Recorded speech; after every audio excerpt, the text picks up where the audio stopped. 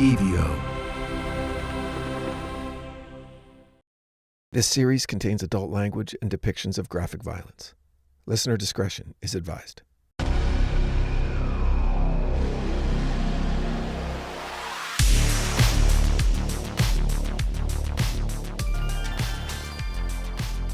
Oh, live. 3, 2, 1. Hello, and welcome back to The Devil Within, Satan's Shadow. Bonus episode with the great Margot Carmichael, who is gracious enough to join us yet again, the host of Death by Southwest and writer and producer extraordinaire, who I'm lucky to call my friend and colleague, Margot Carmichael. Welcome back, Margot. Thank you. Thank you. That's quite the intro. I need to put that on my bio in LinkedIn or something. Every word of it's true. We're all the way up to 6 already. Heresy. How many episodes are there total? There are 9 levels of Dante's Hell. 9 levels. 9 levels. Okay. Yes. Okay, you can tell that I clearly haven't looked up anything about Dante since we started doing this. But yeah, I don't want to until at least that we're done. Right. You could think of it basically as more or less aligning with the 7 deadly sins, with limbo at the beginning and actual hell at the end. Okay, that's helpful. Right. So those 7 with kind of a little waiting room, and then the actual bad place at the end. Yeah. Huh. Okay, got it. This was a word that I guess I've heard. I don't want to say I've never heard it because I've probably heard it, but I didn't know when you started talking at the beginning of the episode, like, what the fuck is heresy? What the F? So I know you're not supposed to swear in the first few minutes of these. Okay. Yeah, heresy, it gets confused often with blasphemy, which is very different. Very different. Okay, what's your definition? If you had to put a definition to heresy in your own words. Heresy is having a belief and acting on a belief that runs contrary to the accepted doctrine of Christianity. Okay, like that's it. And you could apply heresy to other things. Okay, for example, Bruce Springsteen's song Thunder Road, opening line, screen door slams, Mary's dress sways, is the line. Okay. There are people who think that it's Mary's dress waves. That is heresy against the accepted canon of Springsteen lyrics. That person is a heretic who believes that. Wow. Yes. Okay. Or if or example. People who think that Michael Jordan isn't the greatest basketball player of all time are heretics, because there's accepted fact in specific, in the Harry Potter canon, to say whatever. You can come up with several things that are heretical statements to make that go against. No, but I'm just saying, when you have a dogmatic kind of set of knowledge and accepted teachings or accepted facts about a certain subject, to go against them could be considered heretical. So, yeah. Okay, got it. That's good. That makes sense. I mean, I understood it once you got into the 5 heresies that the church, the 5 major heresies. I know that wasn't how the episode started, which I do want to talk about how the episode started, but since we're there, it was really interesting to hear about. Since I really had never heard heresy, I definitely had never heard the 5 major heresies, and it's a weird word to say, heresies. I feel like it's heresy or hearsay. It's like a little bit strange of a word to me. Right. But yeah, really weird. Like I have written down, most people don't realize that things like, most people being me, Jesus was just a cool guy, could get you condemned. Oh, you go to hell. You go to hell. Yeah, absolutely. If you think that, hey, Jesus was cool, he was, just a preacher who was like a kind of a tree hugger who walked around barefoot and told everyone to love each other, and wow, I can dig that, man. No, he's divine. Yeah. He's number 2 in the Holy Trinity, and to believe otherwise is heresy. Yeah. I know all of these 5 major heresies, in my opinion, not being religious, they put a big kind of barrier between me and religion, because thinking that Jesus is a cool dude could be a nice way to open the door to get to understand the teachings a little bit more, right? Sure. Yeah. But if you're not allowed to think that, you have to immediately jump to he's divine. never created, he's been here forever. You know what? Then it's like, well, that's a lot. That's where I'm lost. I'm never going to think that. I don't believe that anybody is, divine and has been around forever. And I know. I know. I could get behind he's a cool dude. Sure. And that's some really cool things to say. Yeah. And really good lessons to, of course. That works for me. And what were off the top of your, first of all, did you know these, like, were you familiar with these before you wrote this episode, or did you have to kind of research them? No. Okay. I was shocked by these. Yeah. Really, to be honest. I had never heard the term universalism before. Me neither. I'd never heard that. Yeah. Where, like, listen, at the end of the day, God's super cool, and he's not going to, condemn anyone to an eternity of conscious suffering in the fires of hell. No way. Oh, right. Yeah. Oh, yes, he will. Yeah. Oh, yes, he will. Wow. Wow. Yeah. Really just, they wow. were very odd to me. Very odd. And being a good person isn't enough. Right. That's crazy. See, and that's why I think that Judaism is much better, because, like, being a good person is enough. That's what you have to do. You just be a good person, like, do unto others. Yeah. And, I mean, I was raised Jewish, so that's shameful to say that I don't really know much. Yeah. Retain much of it. But I mean, that seems like the way to go. This stuff is too. Well, it's weird. I was talking to you raised Catholic? No, I'm raised completely not even atheist. My family was like from a family of scientists, both sides. My grandfather was a professor at MIT. My mom is a mathematician. Yeah, my father's an aviator, and it's just I've known you for like years, and I never knew any of that. Yeah, man, there wasn't even the word atheist wasn't even necessary in my house, because my grandfather was like, there isn't a word for not believing in leprechauns. Why do you need it? Right? It's just, I'm a leprechaunist. No, you don't need that either. I love that. Right. That's the question shouldn't be, why don't you believe in God? The question should be, why do you believe in God? And when there's really a lack of evidence. And so that's the thing. We were always prevented from believing things on bad evidence. I love that. I think that science should be that should be acceptable as a religion. Sure. The only difference is religion carries so much weight, which is like blind faith in something. Whereas the beautiful thing about science is that if you prove a scientist wrong, the scientist will thank you and say, wow, that's great. I've just learned something. And we've pushed the human race a little bit further. Right. Religion is like, no, you didn't. You didn't prove me wrong. You're misinterpreting it, or God is mysterious, or but whatever, and there's no, and the greatest kind of anecdote that I got from my granddad was, he said,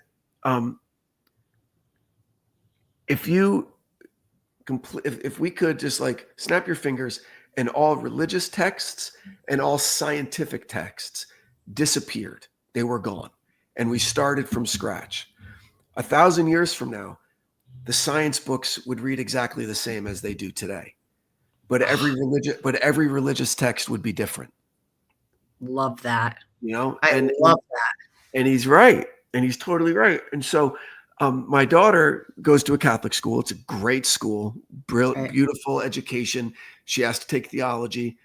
We remind her, yeah, your dad's a dick about it sometimes, but be respectful, And then we had this talk last night. I reminded her, I said, hey, listen, every Catholic in that school knows exactly what it feels like to be an atheist, knows exactly what it is, because they don't believe in Thor. They don't believe in Allah. They don't believe in Krishna or any of these.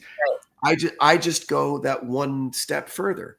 I just happen to not believe in any of them. Like, that's it. So it's just, and the girls don't either, right? The girl, like, I'm assuming you're leaving it open. They can believe what they choose to believe, of course, but they're the same thing. Ask for the evidence. That's it. Just ask for the evidence. Right. And if you think that you see it, okay, super cool. Sure. I dated a girl in high school, right, who wasn't religious at all. She was 19. She was going to Ohio State. She got a call. Your dad had a brain aneurysm. He's about to die. Come, we're gathering the family. Come to his bedside. So she's there, and she had no idea what to do. She's just sitting there sobbing, her dad saying goodbye to her dad. A nurse said, if you need some time to be alone, the chapel in the church is on this floor. It's right down the hall. And she goes, oh, okay. I'm not, the nurse is like, I'm not saying you're religious, but it's just quiet and you'll be alone. Sure. So she goes in there, and it happened to be a Christian funded hospital, right? So there's a big, cross with Jesus on it right there on the wall, a crucifix, excuse me. And she goes, and I figured, fuck it, save my dad's life. And he had a fucking miraculous recovery. Oh no. I mean, great for him. And for the next 10 years, she was full on. Yeah. Full on. I'm chilling with Jesus. She would start statements with, Branden, listen, I love Jesus. And I think because of that, we should go to Chipotle for lunch. Okay? It was that. It was like that serious. Oh, okay? I can't. Yeah. She eventually, I understand that. Like, I can't falter for that. That's to her, that was proof, and I can't falter for that either. I can't falter for that either. So that's what I tell my kids. And proof is really kind of it's in the eye of the beholder, right? Like that's how it was with Sunny, right? And so if they think there's less, they're my kids. I'm going to love them no matter what, No, I know. And so I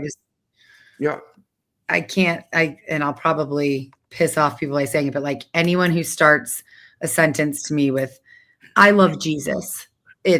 I'm walking by. No. Sure. Nope. See, I dig in. I want it all. I can't do it. Let's hash it out. Let's hash it out. I'm here for it. Yeah. I've had some, and my dad was raised Catholic. He went to Catholic school in New York. Yeah. And the second that he was able to leave home, he was believed in nothing and has never believed in anything. Told my mom, raise them however you want, but I'm not going to church or temple. I'm not doing it. I think he came to temple a couple times just to be like a good sport, and my mom always raised us with like, believe in something. You could, even if it's like animals, That's even if it's the universe, like believe in something, and that would make her happy. I don't really, but it's a nice thought. That's my wife. I don't claim to know for sure. Because then that would make me like them, right? Like, all I'm saying is, really, convince me. That's all. And I haven't been convinced. Haven't been convinced. I haven't found anything that a religious person is able to do that I can't do myself without the help of religion. I can be charitable. I can be good. I can be a good dad. I can be a good neighbor. I can volunteer. I can do all of that. You don't need religion to do any of those things. But you know what you need religion to do, though? A lot of bad shit. Oh, yeah, because then you have an excuse. Like the Crusades, okay? Like whatever. Well, you could look at Satanism. Right? It's a religion of sorts. Yeah. Kind of. And people blame like how many episodes of Law and Order somebody like, I did it because, Christ this or whatever. I can't no. And somebody told me that because I had Jewish blood, I was going to burn in hell when I was like 11. Oh, that seems super cool. That seems inclusive. She's a good friend too. From a loving God. That's awesome. Yeah. Yes. Awesome. She was like a hardcore Christian, and it was never a problem for me. Like, I don't believe in anything really, even at that age, but I go to temple because it makes my mom happy. And she told Christian. Me that. Yep. Hardcore Christian who by the sheerest coincidence happened to be born in America. Right. And raised Christian. If she was born in India, she'd be a Hindu. Really? Right. Born in Pakistan, you're going to be a Muslim. Great. Yep. Happened to be born here. So yeah. Good. Yep. What luck. And I'm so unlucky because I have Jewish blood in me. So I am burning in hell for all of eternity. She actually started crying and was like, I'm just scared for you. And I was like, why? We're just playing. Like we were like 10 or 12. So she wasn't born believing that. Clearly, no. Right. So she was taught that. And for me, that's child abuse to lie to kids like that. Absolutely. I think that's like a horrific thing to teach anyone. Same. It's just, we could go down this road forever. For a long time. Yes. But anyway, so those are the 5 heresies, and the main ones that the church is contending with nowadays, that they just want to make sure that everyone knows that there is no path but through redemption through Jesus. That's it. Right. Or you can therefore depart into everlasting fire. No, thank you. Right. Okay. Which Ramirez was actively against Christianity and therefore heretic. Yes, he was a heretic of the highest order, as defined by the Catholic Church that he's in. Correct. Okay. And I don't know where to go. I'm going to ask these questions since we're talking about religion. So I wrote down, do you think that he saw his crimes as like religious acts, or it was just rebellion or whatever it might, or just his, it was nothing to him. It was just, he was just doing it without thinking. I think as he progressed, as we'll see in the next episode, they became like, oh gosh, I was testimonies almost, but he started thumbing his nose at Christianity, and I think they became defiant acts of Satanism towards the end. Yes. Okay, got it. I don't think it started that way. I think it evolved to become that. Yeah. Now, do you think that he actually believed in Satan, or that it was like, rather than actually believing in Satan, he like so much was against Christianity that Satan seemed like the best thing to like rebel against that? Or, I mean, there's a million other or situations. Here's what I think. That's a great question. And I think that this episode, what happened with Whitney Bennett, was a big turning point for him. Okay. Yeah. That up until then, he had like a casual relationship with the satanic aspects of his belief. He would leave some pentagrams sometimes. But when he felt he was confronted with Jesus was in the room, right? That from there on out, the best shot he had in his war with Jesus was the devil. Right. Okay. Oh, that's a really good way to explain it, actually. That makes complete sense to me. And you'll see in the next episodes how the satanic elements kind of are increased. Okay. Because he felt he had this run-in with Jesus.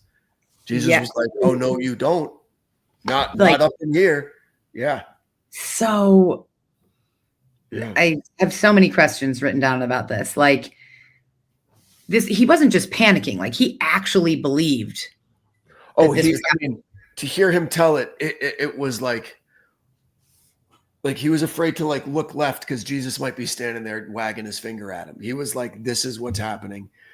The sparks flew. He said a blue light encompassed her body. Like Jesus was doing some like magic trick or whatever.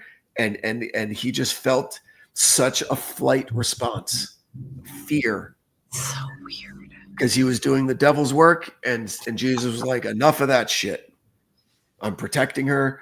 I'm not going to let you strangle her. Yeah. I mean, that has to have thrown him deeper into his satanic beliefs, I feel like. Yeah, imagine the opposite of what happened to my friend in Ohio, right? Right, where she's like, wow, Jesus came in and delivered this to me. And he's like, Jesus is throwing up roadblocks for the people that I want to kill. This is a war. And he's really powerful because he just did like a magic show with a light trick, whatever, in front of me, and sparks flew. And I'm not strong enough right now. I got to go fucking regroup. It's super interesting to me, though, because I think when I think of somebody who doesn't follow Christianity or who is somewhat against it, it's that they don't believe it, that they don't believe in it. But in this situation, it seems like it isn't that he doesn't believe in it. It's that he doesn't agree with it, because I don't believe in it. So there's no way in hell that I'm going to see a blue light and think that it's Jesus, no matter what. Like, even if Jesus himself stands in front of me, I'm going to be like, well, somebody gave me drugs. Something else is happening here. Like, this is not happening. But he's so anti-Christianity that he's going all the way to Satanism, but he still believes that he saw Jesus. It just seems like such a contradiction to me. Well, you have to think of the opposite, though. Think of all of the Christian faithful. Part of that faith is it's the dichotomy, the balance, right? It's like you believe in Jesus. That's true. Because the devil exists. Yeah, okay? That's right. That's true. Right? And so for Ramirez, believing that he's doing work on behalf of the devil, he knows intellectually to him that the opposite is also out there, that Jesus could stop. Jesus is the only person who could stop him. And it happened this night in fucking Sierra Madre in a teenager's bedroom. What do you think that was? Part hallucination and part an electrical arc, something arced, boom, crossed wires and sparks. Oh, okay. So you think there was really a blue light, like something happened? No, I don't think there was a blue light. I think he hallucinated the blue light. I think that, but there was a spark of some kind. Like when you're jumping your car, jump starting your car, and you and sparks go. Yeah. I think that's what happened. And in the darkness, when a bright light suddenly happens, there's some residual, like visual kind of phenomenon that happens where something, and I think it was that. I think it's obviously very explainable. I don't think that Jesus showed up in the room. Okay. So fair. I think that that's what happened, and it chased him off.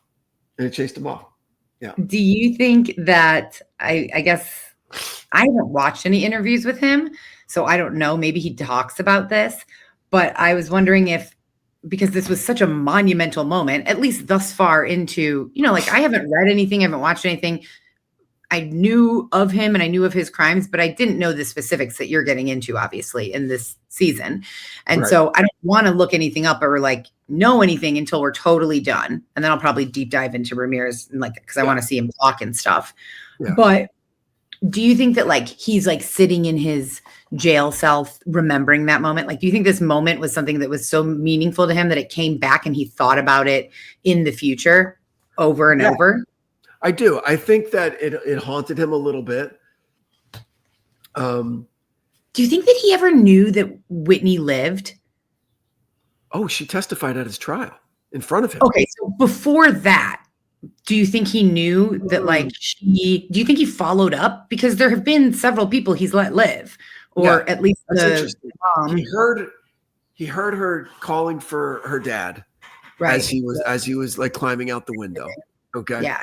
So I think he probably had a pretty good idea that she was alive, because in his mind, it was the divine will of the Lord. Okay. Yeah, that's where I was going. That's what I was wondering. Like, that's what I think. That's where he landed on. Right. That's where he landed on what happened. He goes, okay, Jesus just came down and protected her. And so there's a way that you could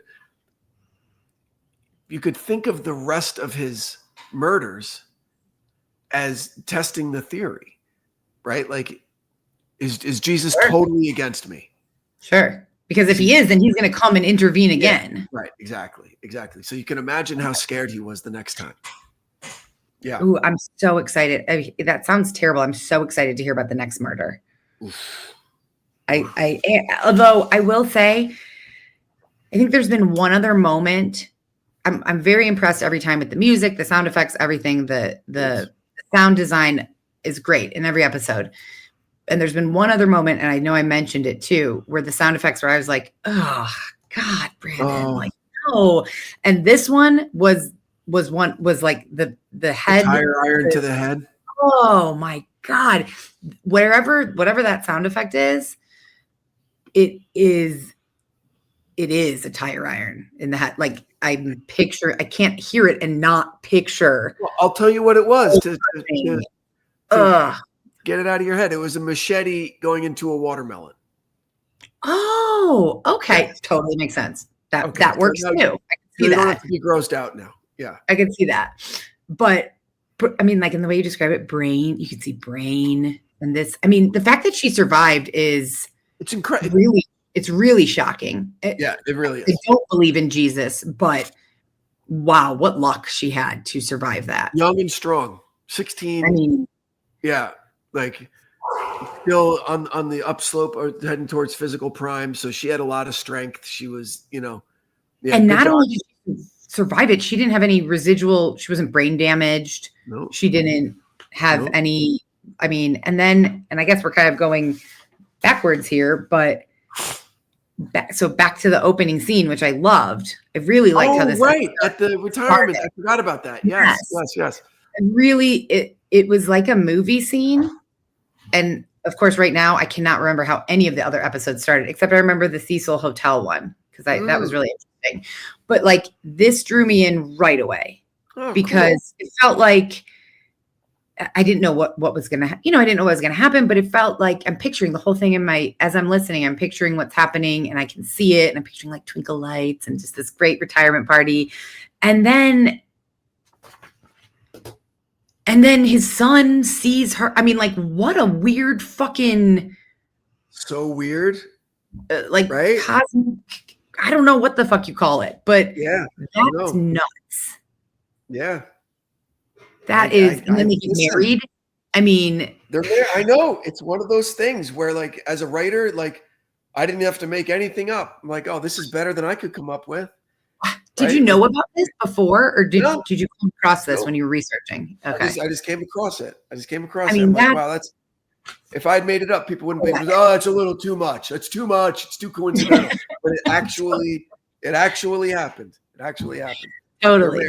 I mean, that's unbelievable. I wonder if they're still alive or married today. Yeah, they're like, hold on. So she was.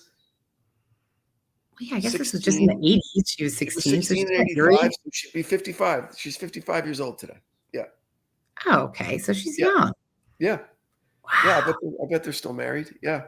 It's really crazy. She survived Ramirez, attacked by Ramirez, and then married the detective who was investigating him's son. It just, I mean, I know you already know that, but just even saying it is crazy. And not just she survived. It's like she survived and then insisted on testifying to kind of take her power back. Good. Okay. Goes through all of the surgeries, goes through whatever, trauma counseling, like that, does everything right, and then wants to speak at Salerno's retirement. She goes just to say thank you because he was there the whole time through her whole recovery, making her feel safe. It's okay for you to testify. This guy's not going to get you ever again. Boom, we put him away. It's there. Great. So she gets up there and then catches the eye of the son. Yeah, the way you described that was great. Yeah, great. He was like, "Oh shit!" He was about to be all like, "Hey, the bar's free, so I can do whatever." As she's rising, yay! He's like, "What the fuck is going on?" Yeah. It's a great opening to the episode, and you painted the picture really well. It was very, very cool. Really interesting tidbit to learn for sure. Yeah. And so I'll tell you what breaks my heart in this episode. Okay. Did you see and I love stuff like this because it happens all the time. But did you see The Curious Case of Benjamin Button? The Brad Pitt movie. No, I know what it is. So there's this one sequence in it that explains why Cate Blanchett isn't a ballerina anymore. Mm-hmm. And it backs all the way up. It's like, because she slept 5 minutes later than she was supposed, and then this happened, and then she waited to make her tea, but then she rushed and someone held the elevator door for her, so she didn't have to wait. But if any of those things had happened a little sooner or a little later, she wouldn't have gotten hit by a car. Right. Okay. Right. That stuff really. Yeah. Like you never know. And with this, it was like phone rang. The call was for her dad. She opened the window to say dad, phone call, and didn't. You're right. No, that is right. So Like that's it. Who would have known that this lunatic, trained by a Green Beret serial killer and a peeping Tom, how to move silently through the shadows and spot open windows and all of that, was gonna decide to get off the freeway in Sierra Madre that night. You know, Yeah, that is sad, and that it's that type of shit that sticks in my. And so, like, if I'm lying in bed, did I lock the front door? I don't. It can paralyze you. I have to. Like, yeah. I mean, because exactly what you said. One wrong. Like, think about.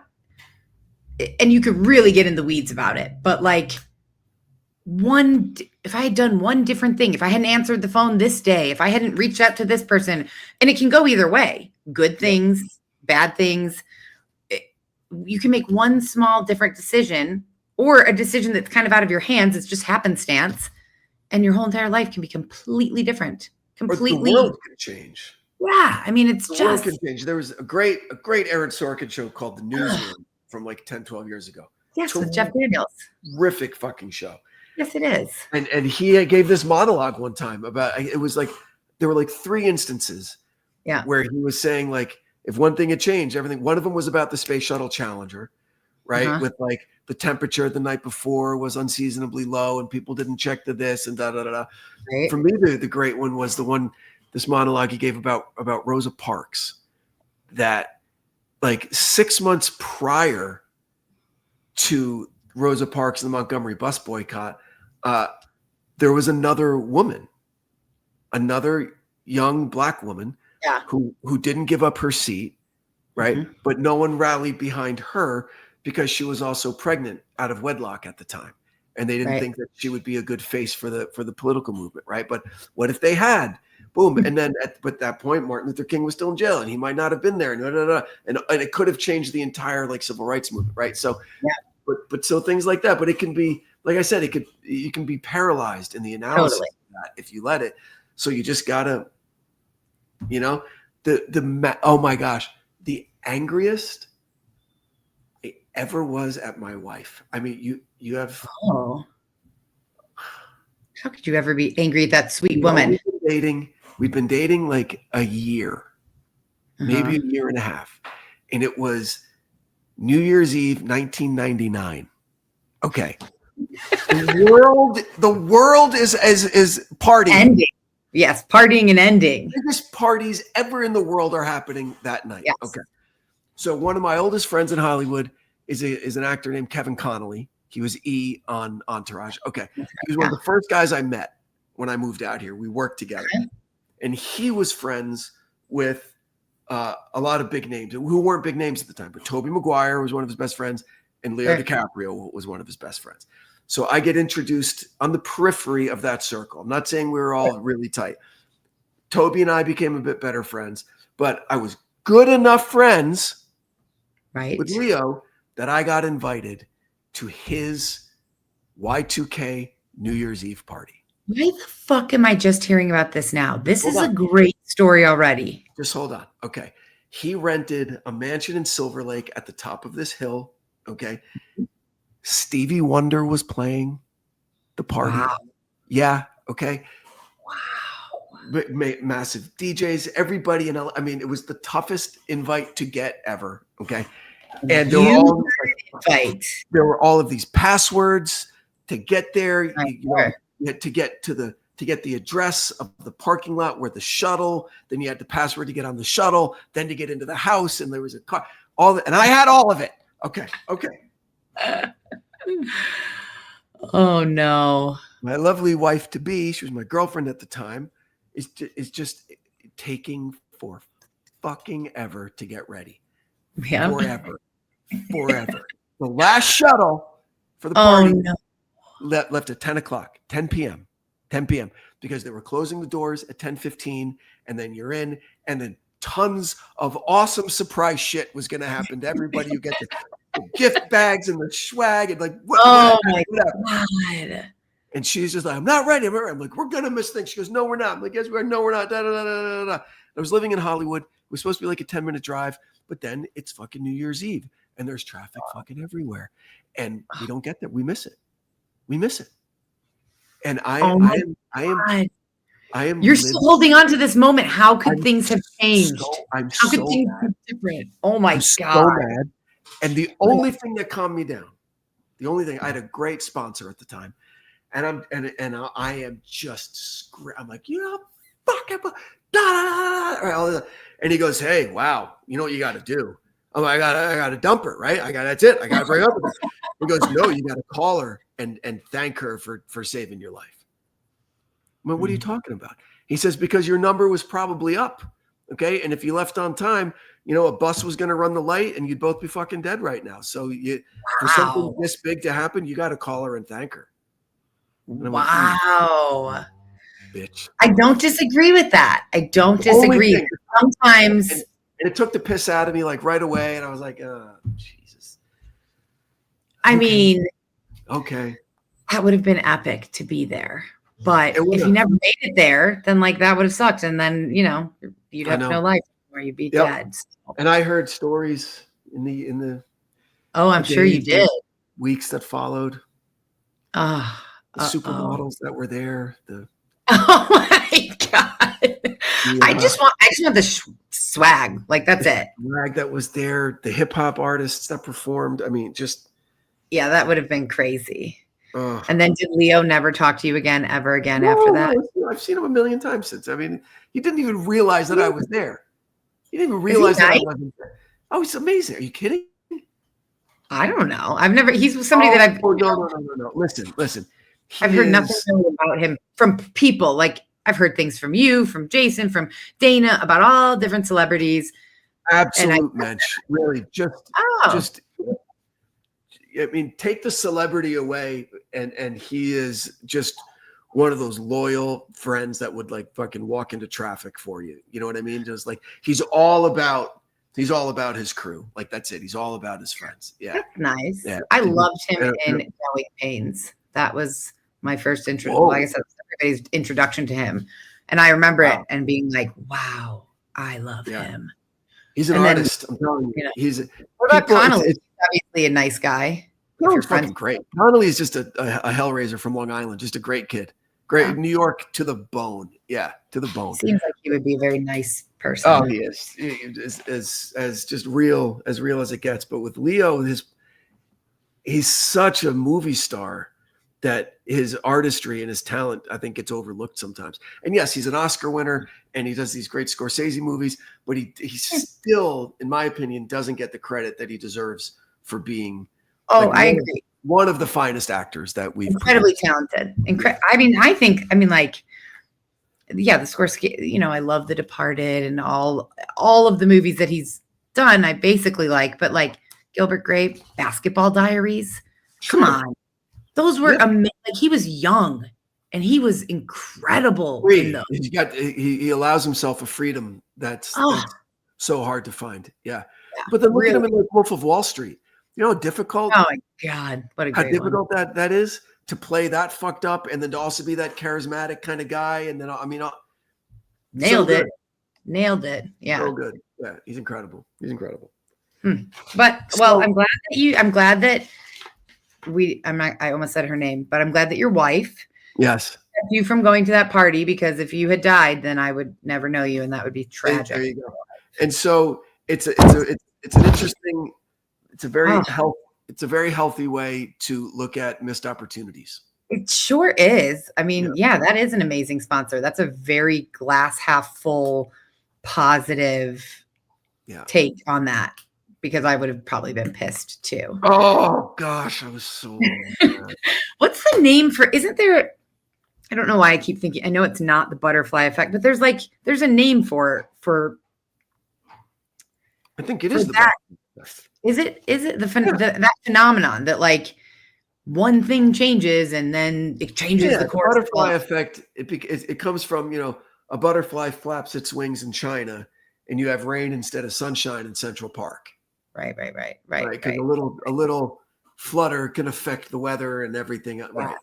Yeah. That's chaos theory, butterfly effect, whatever. Yeah. Interesting.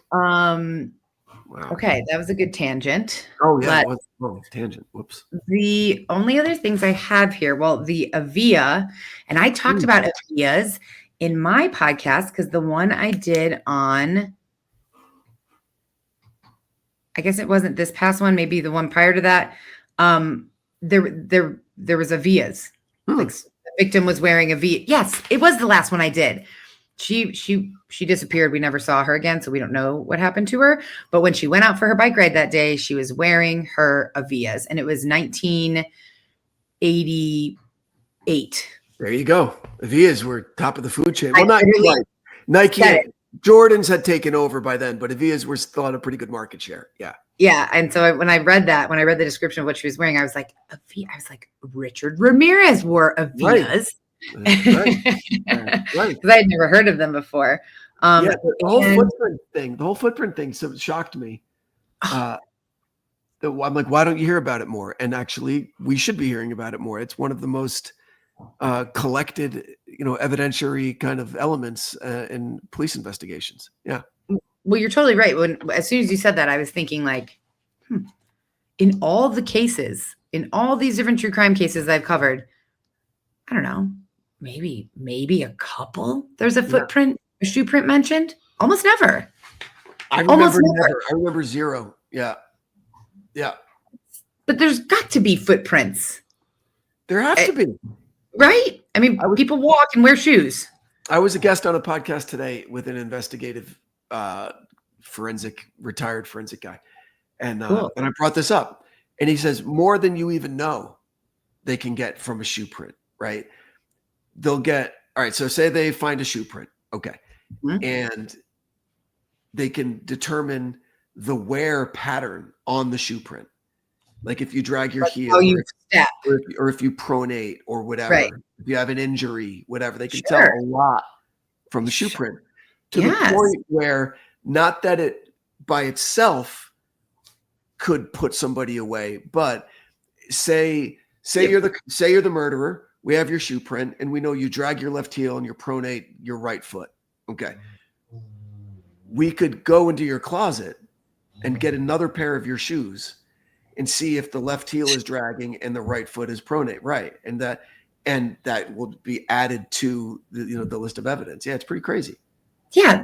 So that is, I mean, I didn't think of that either, but knowing that, like, that's fucking weird that we don't hear about that more, or that's not a more like crucial piece of evidence in investigations. And I just did episode 96. So 96 different murders. Yeah. And you're right. I mean, I want to say there's been a shoe print mentioned in a couple, but maybe not. I mean, maybe one. That's right, nuts. But also the most destroyed, because think about it. Say the first person to arrive at the scene, a lay person, is just going to be running around going, "Oh my God, are you okay?" and running around. Sure.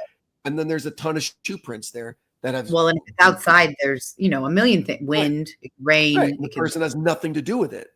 Right. It's not the victim or the perpetrator, but their shoe prints are everywhere. So it's tough one to keep pristine. Now, do you think, because he's left a shoe print, this is now what, time 3, 4? I mean, he's left multiple 5. Yeah, he's left multiple shoe prints. So at this point, I'm wondering, is he just being reckless? Is this arrogance? He doesn't know.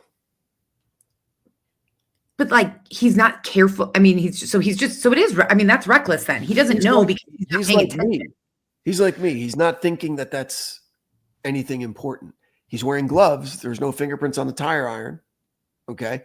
No fingerprints anywhere yet. So he's wearing gloves. So he's not worried about leaving shoe prints. He left one in wet concrete, for fuck's sake. Right.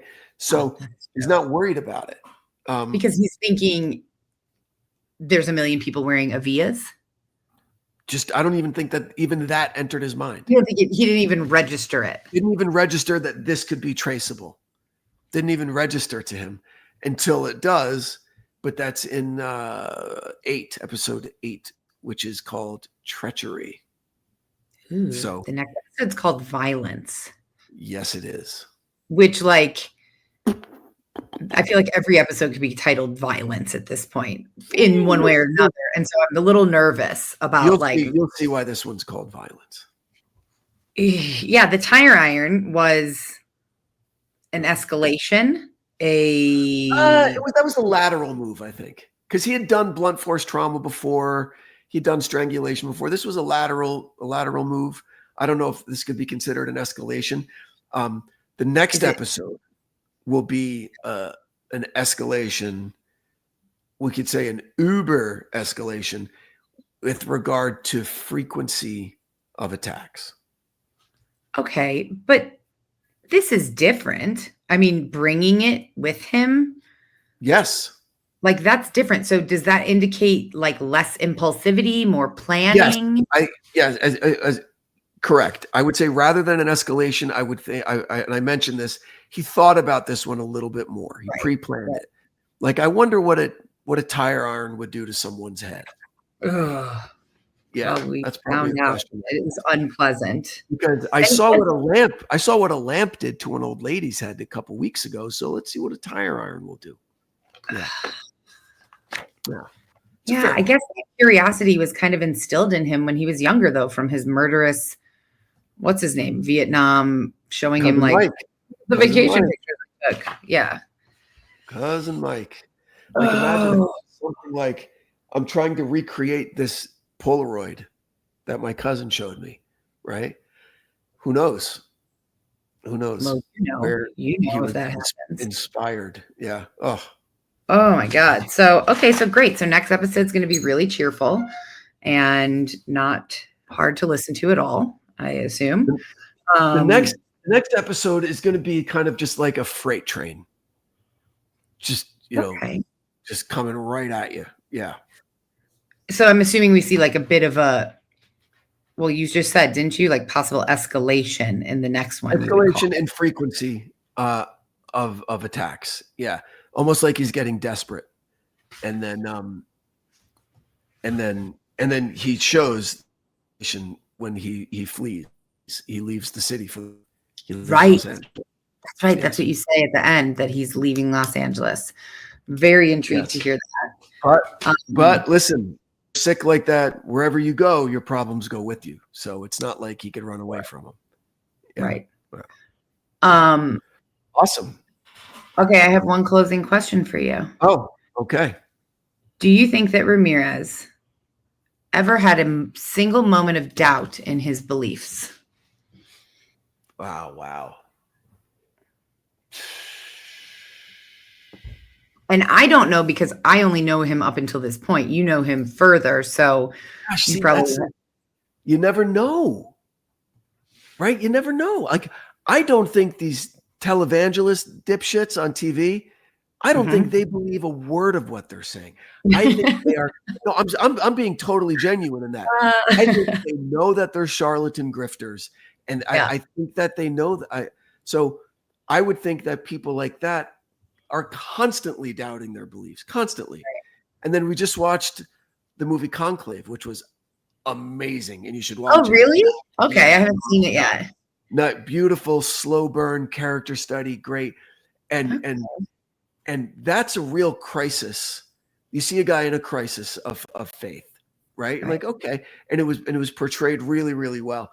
I don't even know what that would look like with Ramirez, And you could make an argument, especially how he behaved when his case got to trial, that it was all for show. It was all for show. You could make an argument that he didn't believe a word of it, that he just wanted to go murder people and was using Satanism as an excuse. Okay. You could also very easily make the argument that he firmly believed that Lucifer was dictating his actions. Okay, so arguments aside, what do you think? I don't know.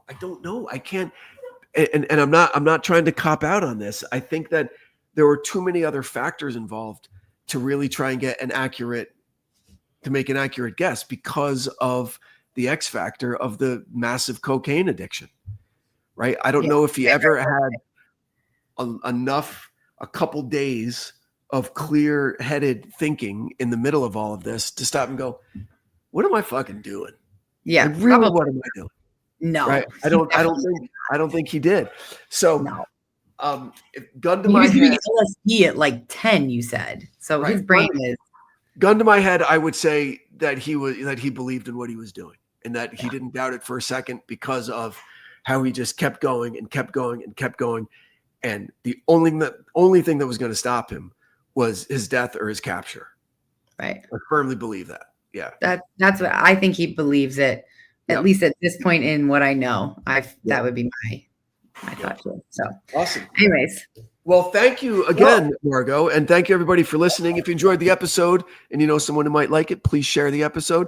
Please go follow Death by Southwest, hosted by Margot Carmichael. It's a great follow. You're going to love the show.